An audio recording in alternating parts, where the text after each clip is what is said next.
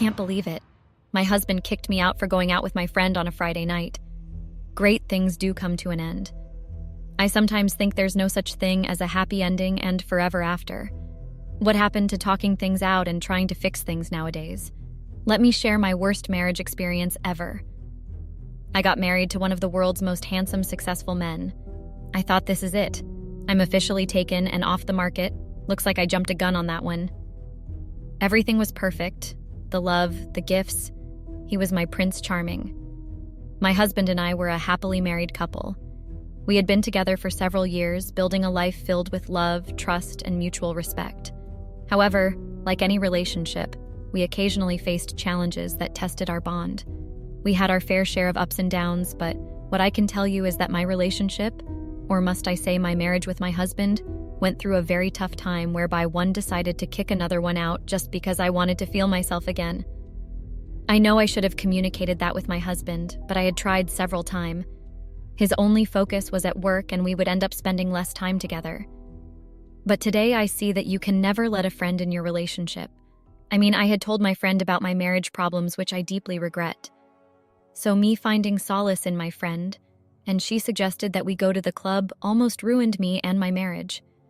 Yes, my image and my husband's got tarnished for a few weeks, but we survived through it. We had been married for several years, and our relationship had always been stable and loving. However, our seemingly blissful life took an unexpected turn one Friday night. I had been feeling a bit suffocated by the repetition of our routine. I had craved a change of scenery and some time away from the responsibilities of married life. Was I wrong for wanting some changes in our marriage? It was like we were old people. Well, he was old since he was almost in his 40s, but I was still young, and I wanted to do what young people like me do and experience things, I shouldn't have listened to my friend. Alfred and I had been married for several years and had always enjoyed our strong and loving relationship. We were dedicated to our careers and often found solace in spending quality time together. However, as time went on, I began to feel like my personal freedom was slowly slipping away.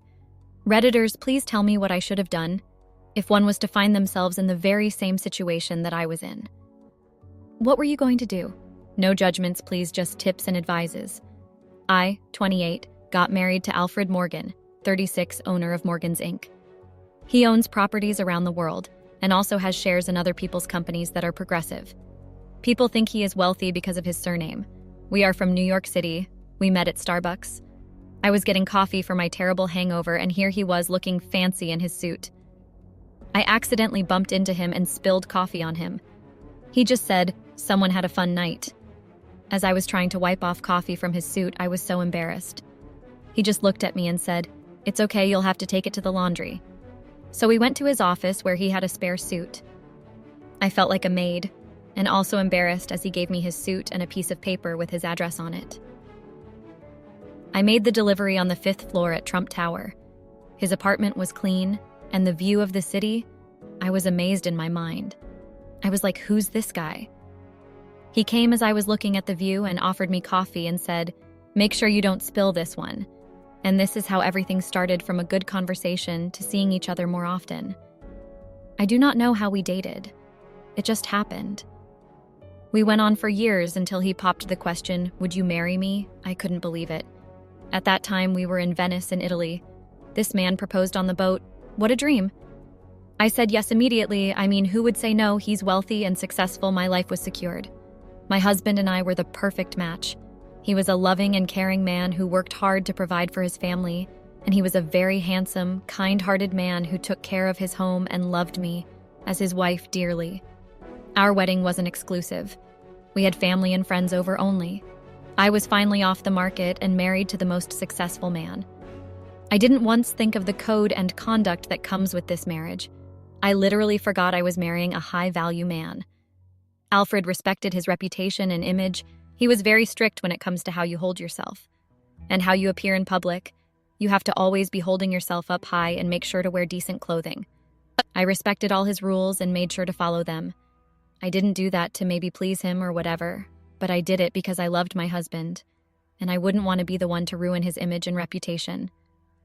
But to tell you the truth, as years passed, I was slowly getting bored in my marriage. I felt like I was in a cage and I was cuffed like a wild and dangerous animal. Everything I did it to make Alfred happy and didn't think about my own happiness. I was like a submissive priest's wife who would always make sure not to ever do something that would make people question my husband's image and reputation. I couldn't handle it any longer as it had become too much for me. Alfred was always busy to the point that he would spend time with me maybe 2 times a month, if not less. He was always on the road, traveling to meetings, conferences, etc. I would go with him to some of his trips, but the more I went to them with him, I realized that those kinds of events were not really the cup of tea that I would drink. They were too serious, and some of Alfred's associates were intimidating and scary. So I was not comfortable on his trips. The only thing I would enjoy was spending time with him and shopping. I addressed his trip's comfortability to Alfred, and luckily he didn't have a problem with me staying behind while he attended them. What I really loved about my husband is that he was really understanding and somehow a very good listener. He doesn't go all Judge Judy or Dr. Phil on you just because you had confided in him. He would always tell you the truth that you will need to know. He was a straightforward person and never sugarcoated. So one Friday night, I had been longing for some action. I was bored in the house. Over the time that I would spend in the house, it somehow became too big for me. So that Friday, I had called my friend Emily, female, 28. It had been a very long time since we had last caught up, so I asked if she was available, and to my fortune, she agreed. So I decided to meet up with my friend Emily for a night out on the town. As I left to enjoy my evening, I had no idea of the storm that would be waiting for me when I returned home. Unknown to me, Alfred had been dealing with his own insecurities and fears of losing the spark in our relationship. And he had gone to some business conference that was supposed to take the whole weekend. I had expected him on Sunday late or Monday morning since he had gone to another country. Little did I know that I should have expected the unexpected, the surprise. Alfred had developed a tendency to overanalyze every situation, leading to a heightened sense of jealousy lately. So before he went to the conference, we had an altercation, a very heated one at that. Well, I had addressed my issue of being bored in the house and that I needed to find myself and live like my age mates again. I also told him that I felt like I was in prison because I couldn't do anything that I loved just because I was protecting his image and reputation. I did not sign up to be the house's built-in furniture or his lap rat. After my confession, it was like I had poured petroleum in an already blazing fire. So Emily suggested that we visit the club, since I had complained of being always cooped up in the house with nothing to do except for doing house chores and checking if my hair salon and spa was going well. Over the years, I had opened a hair salon and spa to secure my future just in case Alfred was to change on me. So as Emily and I were in the club, we had a lot of fun that night. I had informed Alfred about my plans, expecting him to understand and support me like he always does when I tell him about our future, or my future goals. We drank like fishes drinking water. I felt like I had been missing out a lot and it was time to get my groove back without tarnishing or disrespecting my husband's image. To my surprise, Alfred reacted negatively. He became upset and expressed his disapproval of my decision to go out without him. I was taken aback by his sudden change in attitude, as they had always encouraged each other to maintain our individual friendships and interests. Till today, I am still asking myself why people change when they get married. I'm saying that because during the dating or getting to know each other phase, one person becomes carefree and stress-free. We explore things together, but when I say I do in front of the priest, God, our families and friends, everything changes. None of what we once did when we were doesn't apply when we get married. How unfair is that? I drank like it was my first and last time drinking. I was so grateful for Emily for suggesting that we go out because it was what I had needed. To be carefree and stress-free, I needed to live my youthful life to the fullest before I reached my 30s. The way I was intoxicated, I couldn't remember some of the things that had happened that night. The only thing that I remembered was drinking and dancing, especially dancing on top of the club's table. It felt so refreshing and great to finally be myself and do things unapologetically. Little did I know that during all the good vibe and carefree night, someone was actually taking a video of me, which was the one that had got me in trouble with Alfred. So, when I arrived home late that night, Alfred was consumed by a mix of anger and insecurity. As I was about to enter the front door, I heard the sound of my husband's voice. He was furious and shouting at me. He couldn't believe that I had disrespected him and his image. On top of that, I stayed out past midnight. He accused me of not caring about him or our marriage and insisted that I pack my bags and leave immediately. He couldn't understand why I would choose to go out without him, and his mind immediately jumped to conclusions. In his vulnerable state, he let his emotions get the best of him and made a rash decision. Alfred thought I was going to wait for him to beg his God Almighty to approve of us to live a little in our marriage. I mean, I had already addressed the issue and he decided to burst onto me, then went to whatever conference that he had gone to. He didn't think that he had married someone 8 years younger than him, and I was not about to act like a retired nurse and wait for grandchildren to visit me. I was still young and I needed to live my life. That was what he didn't want to understand. Just because I was married to him didn't mean that I should be a prisoner in this marriage. He also needed to let loose a little so that he won't age early and eventually pass away while he hadn't enjoyed his life. I loved how dedicated he was with his work, and he wanted everything to be perfect in his businesses, but he needed a break, though it wasn't what he wanted. I didn't like the fact that he was too attached with his work to a point that he would forget that he had a life to live. Alfred confronted me about my night out, accusing me of betraying our trust and disrespecting our relationship, his reputation, and the vows I had made in front of our friends and family. I didn't understand what he was talking about at first, as I didn't think that I had disrespected anything in our marriage. I tried explaining to him that I had gone with Emily, and I did nothing wrong that would ruin our marriage's image and vows. As I kept explaining and apologizing, he decided to show me a video of me dancing on top of the table and the part where I was dancing with some random guy. Mind you, I didn't even remember dancing with that guy, and Emily was not even showing on the video. Which made me look like a liar and a deceiver. I tried cracking my head on why Emily didn't appear on the video and who would have taken the video and posted it. Alfred and I argued about it, with me trying to clarify everything to him, but he wouldn't listen to anything that I was saying. In the heat of the moment, he made the impulsive choice to kick me out. At first, I just laughed at him and asked why he was kicking me out. I was taken aback by Alfred's extreme reaction. I pleaded for understanding and forgiveness. I explained that I simply wanted a break from our routine, seeking some individuality and time with friends. However, my words fell on deaf ears as Alfred, fueled by his own insecurities, refused to listen. I thought he was joking and he was making a decision because of anger, so I didn't take him seriously. Up until he went upstairs and came back with the suitcase that had my clothes. That was when I saw that he was actually serious about kicking me out. I was unable to comprehend my innocent intentions. He literally told me that he had thought I was a good lady who held herself in high regard, but he had thought wrong because I had shown him that I was like all the other women who had no morals and self-respect. I felt humiliated, belittled, and disrespected by his words. They were like a sword in my heart, and it was hurting so much. Devastated and confused, I found myself in a state of desperation. I reached out to friends and family, seeking guidance and support, but it became clear to me that our relationship had been strained by a lack of communication and understanding. In the several years of my marriage with Alfred, I had noticed that communication was the only thing that was lacking. We made our decisions without discussing them with each other as a married couple. We didn't know how to express ourselves and our true feelings and desires without shouting at each other because of the disagreements. Over the next few days, my husband and I had time to reflect on our actions and emotions. We both realized that our strong reactions had stemmed from deeper issues within our relationship. I understood that Alfred's reaction was rooted in his own fears of losing me or feeling left out. Alfred, on the other hand, realized that his response had been an overreaction and that he needed to communicate his concerns more effectively.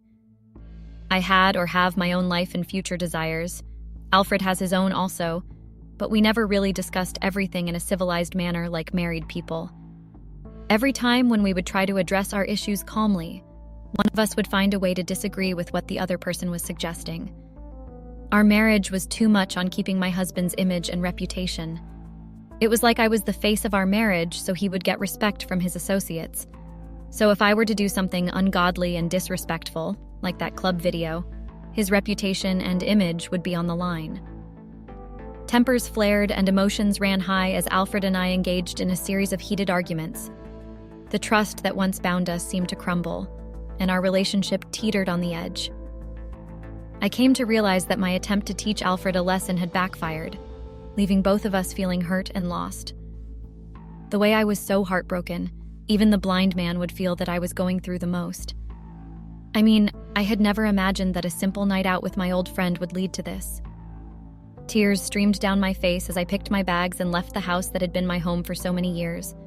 After all the kicking and screaming that I did, I eventually decided to honor Alfred's decision and moved out. The following morning, I returned home, my parents' house, to a tense and hostile environment. My parents didn't want me to leave my marriage and move back home without fighting for it. I felt like there was nothing to fight for because Alfred had already made his decision, so I had to respect it. I know that I had hurt Alfred by my actions. He felt betrayed and disrespected. He believed that my decision to go out without his consent was a clear indication of her lack of commitment to their marriage. The first week without him felt like a decade without my other half. It was like my heart was ripped off my chest and I was suffocating. I couldn't live without Alfred. I had never thought my desire to explore myself and be myself would actually put me in a situation whereby I would feel lost and unable to even check on my own business. I missed Alfred so much. I had gone back home. My parents were not pleased by agreeing to leave my marital home and come back home. They believed that Alfred and I had a chance to solve every issue that we had. Days and days passed.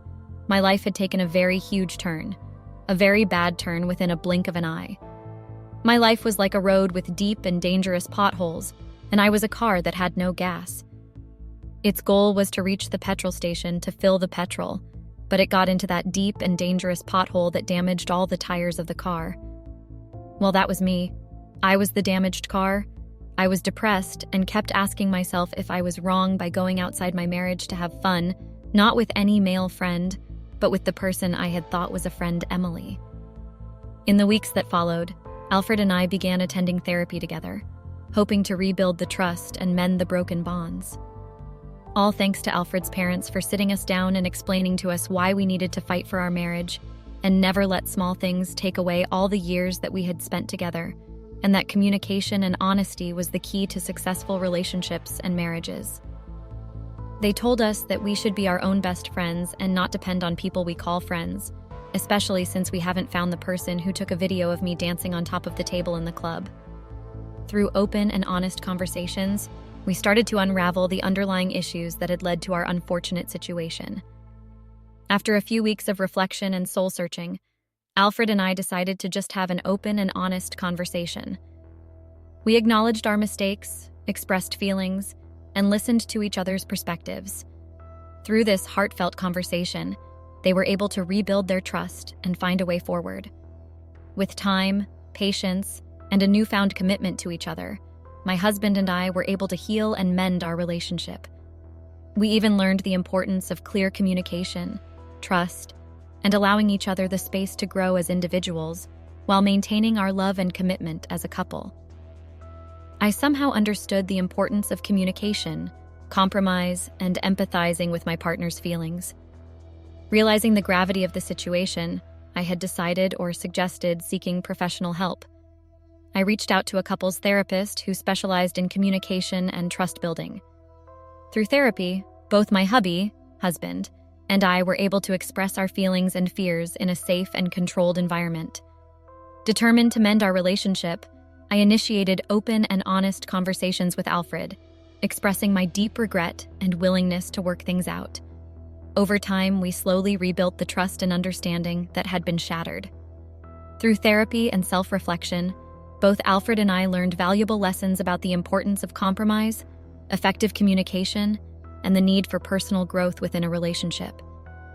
We actually recognized that change requires effort from both parties and committed to rebuilding a stronger and more resilient bond. As weeks turned into months, Alfred and I worked tirelessly to rebuild our relationship. We learned to communicate our needs and fears openly and honestly, recognizing the importance of trust and understanding. Through therapy, we had discovered the underlying issues that had contributed to our current predicament and made a commitment to address them together.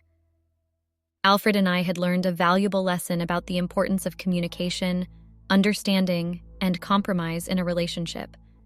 We eventually realized that while it is essential to maintain individuality, it is equally important to prioritize the needs and feelings of each partner.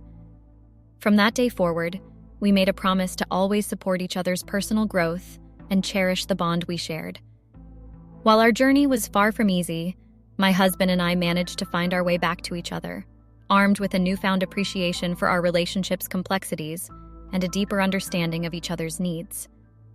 I have decided to confide in you Redditors so you can advise me. I am stuck in between love and my happiness. I don't know if I did the right thing to fix things with Alfred and compromised my own happiness. Please tell me what you think. Because I love my husband so much, but at the same time, I would sometimes feel like I had let myself down. Like I had failed to fulfill what I wanted and chose to fix my marriage instead of finding my own happiness. Please help.